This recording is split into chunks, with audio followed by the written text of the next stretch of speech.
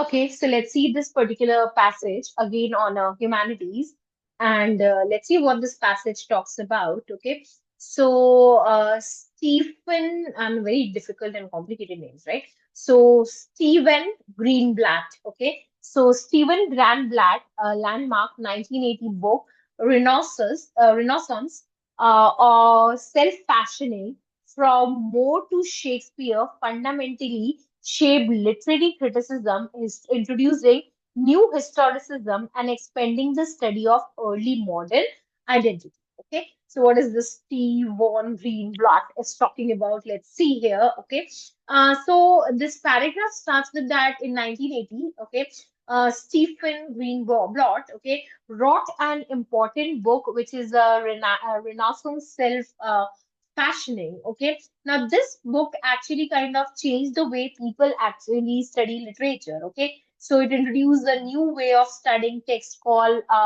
new historicism. Okay, and helps scholars better understand that how people in the Renaissance period form their identities. Okay, so very in a very short manner, it basically talks about that key this book, okay, by the Stephen Greenblatt, okay, Greenblatt, Renaissance self-fashioning, okay. So it changed the way people study literature, okay, and it also introduced a new historicism, okay, and helps scholars better understand how people in the Renaissance period form their identities, okay. Yet Greenblatt innovations were themselves rooted in older traditions, no, notably Jacob only here, Jacob, okay, Burckhardt, okay, Burckhardt, right? So Burckhardt's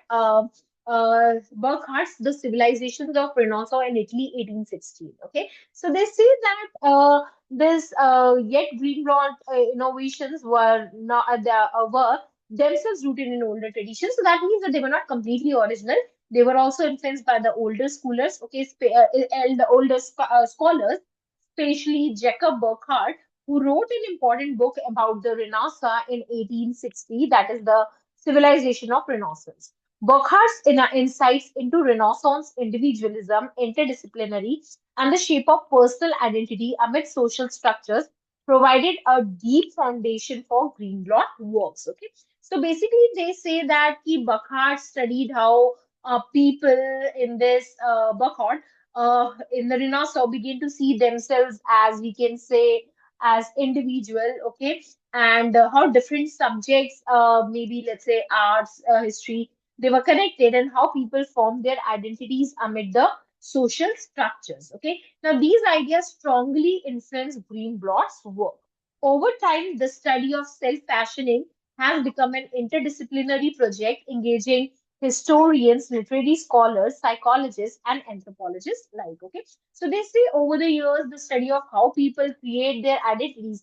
This is basically self-fashioning. Okay, that we can say how people create their own identities, how they fashion themselves. Okay, so how people create their identities. Okay, so that is self fashioning. Okay, has become an interdisciplinary project. Okay, so I'm like many people from many different experts or historians, literary scholars, psychologists, and anthropologists studied this topic together. Okay, so basically they say that the Stephen Greenblatt's book tha, okay, and the book was Renaissance self fashioning. It changed literary studies by introducing new ideas about identity in Renaissance. Okay, but then they say that कि इसका जो work है उसका original नहीं है. It is actually influenced by the earlier scholars like Burckhardt. And today the study of identity, which is actually self fashioning, it involves many different academic fields. Okay, now the difficult words weren't much of the thing. Okay, landmark, I hope you all know, is that, right? So it's very important, something that causes a major change. Otherwise, all of them were the easy word. Self-fashioning, I've already explained you. Okay. Now, Burckhardt argued that in Renaissance Italy, individuals began to distinguish themselves from the collect identities of their communities. Okay. So, Burckhardt ने believe करा था कि during Renaissance in Italy, okay, so people started to see themselves as a separate individuals, okay, not just as a member of a group like a family, city, okay. So that is the case. He also celebrated the ideal of, okay, woo, woo, what, woo, woo, universale, okay, something like that, okay. I don't know how to make the correct pronunciation, but still, okay. So, woo, woo, universale, okay, that's the case, okay. So, he also celebrated this idea of figures striving across multiple fields of knowledge and skills. Okay, so what they're saying is that he also praised the idea, and what is this is basically we can say is a universal man. Okay, so universal man. So he also celebrated the idea of the universal man. Okay, and this was a person who tried to learn and succeed in multiple fields of knowledge. Okay, and skills. Okay, so that is a universal man, right? Now, these twin ideas, the formation of individual identity and the celebration of intellectual breadth, profoundly influence later scholars. Okay, so they say these two ideas, that is developing individual identity, okay, and celebration of intellectual breadth, okay, that is valuing the wide knowledge, strongly influenced scholars who came after him. Okay, so French historians like Marc Bloch, okay, and Luce, the what is this? Lucy Febvre, okay, CN Febvre, maybe, okay. So Lucien Febvre, okay, and founders of Ahanal School, okay, further developed these themes, insisting on multidisciplinary approach to understanding human societies. Okay, so basically, they say that the French historians who started the Annales School of History, okay, they expanded their ideas and they believe that to truly understand human society, okay, the what we need to do is that historians must study many subjects together, not just the political events. For them, history was not merely a catalog of events, but a study of deep mental structures, mentalized that shape collective and individual behavior over time. Okay, so basically, they say that for them, the history was not just a list of dates and events. Okay, it's not a catalog of events. Okay, but it was the study of deep patterns of thinkings that influence how groups and individuals behave over long period of time. Okay, so basically, they say that the Burckhardt's idea, okay, about it gives two idea. One is about the individual identity, okay, and another was related to the broad knowledge, right? And this work was being they and the later historians were actually influenced, okay, and who develop a new way of studying history that focus on deep cultural and mental patterns rather than just events. Okay, again, there isn't much of the technical words here. I think so all the words that you are aware of. Okay, now the desire for interdisciplinary synthesis found echoes in other thinkers of the 19th and the 20th centuries. Okay. Now, the desire for interdisciplinary synthesis, okay, so that means that the ideas of combining different subjects, okay, were also supported by the other thinkers of the 19th and the 20th century, okay. Now, this again a very difficult words. So, Wilhelm Wundt. Okay.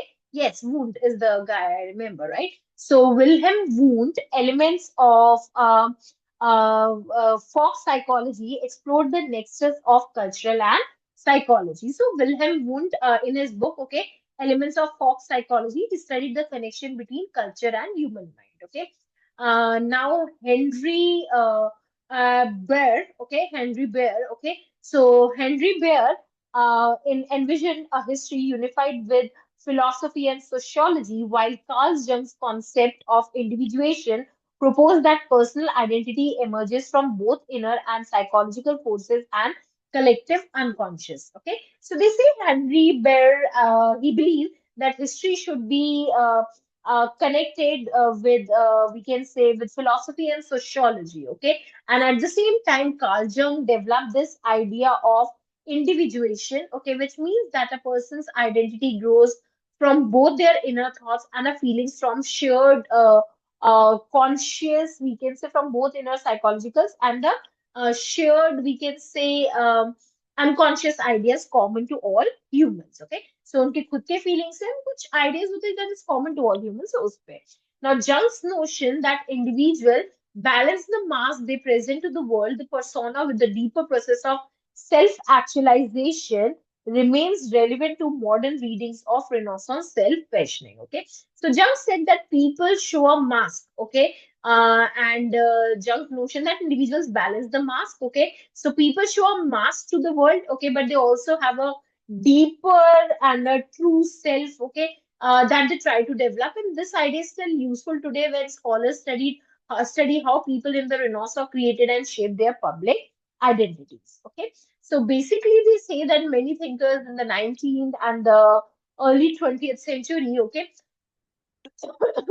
they kind of supported the idea of combining different subjects, okay, and again, ideas about how identities are still important for understanding, we can say, and also self-passioning. Okay. Again, some of the work that you need to do know here is the synthesis. Okay. So synthesis is, we can say, combining of different ideas into one whole. Okay. Nexus is, we can call as a connection. Okay. Connection or a link between two things. Okay. That's the case, right? Let's go to the para number 4. Now, the tension between external performance and internal identity, so vividly captured by Greenblatt's portrayal of figures like Thomas More, mirrors the analogous tools of attention to interplay of structure and agency. Okay, so what they say is that the Greenblatt shows that there is often a conflict between how people actually act in a public, okay, and who they really are inside. Okay, so maybe internal identity, and this is outside, how they react. Okay. He explains this clearly through people like Thomas Murray, and this idea is similar to analyst school of focus on how social system and personal choices influence each other. Okay. So that is what they are saying. Now, Greenblatt, like Burckhardt and analysts, historians, emphasize that individuals are not isolated agents but are profoundly shaped by historical, cultural, and social forces. Okay, so they say that people are not completely independent. Okay, we cannot say that they're totally isolated. Okay, but believe that people are strongly influenced by time, by history, by culture. Okay, by the society they live in. Right. Murray's self-fashioning at the Tudor court was both a strategy. Okay, so let me tell you about this. Right. So Thomas More, okay, and to their yeah, let's where we I lost it, okay. So yeah, okay. So in recent the tension this you get up in recent years, where were we? Okay, yeah. So Greenblatt, like Burckhardt and analyst Murray's self-fashioning at the Tudor court was both a strategy of survival and performance deeply enmeshed in the broader dramas of his time. Okay, so they say that we can say that what I can say, so more self-questioning, right? So Thomas More shaped his personal image, okay, at the Tudor court in order to survive politically, okay. But this was not just a personal choice; it was closely connected to the larger political and religious conflicts happening during that time, okay. So basically, this particular paragraph says that Greenblatt show that identity is shaped both by personal choices as well as the society social forces, okay. So, like early historians, he believed that individuals such as Thomas More created their public identities with popular historical and cultural systems. Okay, so that's the case. Let's go to the second last paragraph. So, in recent years, the concept of hybridity has enriched this scholar conversation. So, in the recent year, that scholars have started using the idea of hybridity. Okay, that is a mixed identity to better understand discussions about, we can say, self-fashioning and identity. Now, studies of Spanish conversos Jews who converted to Christianity illustrate the complex layering of identities in early modern Europe. Okay. Now, they say that research about Spanish conversos, okay, conversos is basically that Jewish people who actually converted to Christianity, okay, shows how complicated identity was in early modern Europe. These people often had more than one cultural or religious identity at the same time. Okay. Now, scholars like Kevin Ingram and Roger Lewis Matrians Javila have shown how religious, cultural, and political pressures force individuals into intricate acts of self-representation. So they say that the scholars explain that strong, we can say, religious, cultural, and political pressures, okay, force people to carefully manage how they presented themselves to others. Okay, so that's the case. Now, in a world where confessional regimes dictated social standing, okay, self-fashioning often became a matter of life and death, as seen in the case of Morisco Knight's successful petition to Spanish military order. Okay, so at that time, governments and societies were strongly controlled by religion. Okay, so and a person's religion decided their social position, and because of this, shaping one identity could determine whether someone lived safely or faced punishment. For example, Morisco, okay, had to carefully present himself in order to be accepted into a Spanish military force. Okay, so the main idea of the para is the idea of the hybridity. Okay, and it shows that how complex identity was in early modern Europe. Okay, religious and political pressures force people, convert them. Okay, to carefully shape their identities. Okay, hybrid, I hope you all know, is a mixture of a two cultures. Okay, and conversos is basically, maybe you need to know this word, okay? So conversos are basically Jews in Spain, okay, who converted into Christianity. So they are Jews and they converted into Christianity. Okay. Conventional regimes, we can say, okay, is basically government or system strongly controlled by religious beliefs. Okay. Let's see the last paragraph of the passage. So throughout this historical journey from Burckhardt to Greenblatt to the latest research on religious minorities, the fundamental question has remained remarkably consistent. How do individuals shaped and are shaped by their environment? So they say that in all this historical, just a second. Sorry. So, yeah, it was a speaker connection issue. So, in all the historical research from Burckhardt to Greenblatt to the okay, to the modern studies, okay, about religious minorities, okay, the main question has stayed the same, that how do people shape their surroundings and how do their surroundings shape them, okay? Now, whether considering the political maneuverings or of a Renaissance courtier or the psychological adaptations of converso, scholars have sought to understand the negotiation between inner self and outer world. Okay, so they say that whether scholars study the, you can say, the political strategies of the Renaissance, okay, or the mental adjustments of the converso, they try to understand how a person balances their inner identity with the outside world. Okay, so basically, we can say, so maneuvering, I hope you all know here was one of the tricky words. So we can say that careful or a strategic actions. Okay. Now let's say in case we have to talk about the main idea of the passage, that why the author has actually written this passage. So the passage explains, okay, how scholars from this Greenblatt to Burckhardt to modern researchers, okay, so they have studied how individuals, okay, how individuals actually shape their identities, okay, with different forces, okay, historical forces, cultural forces, social forces, and showing that identity is always formed through a balance between the inner self के साथ में balance होना चाहिए और outer world के साथ में होना चाहिए. This is how the identities are being created. Okay. So I hope you got this passage. So in case if you still have a query, please feel free to revert. Take care.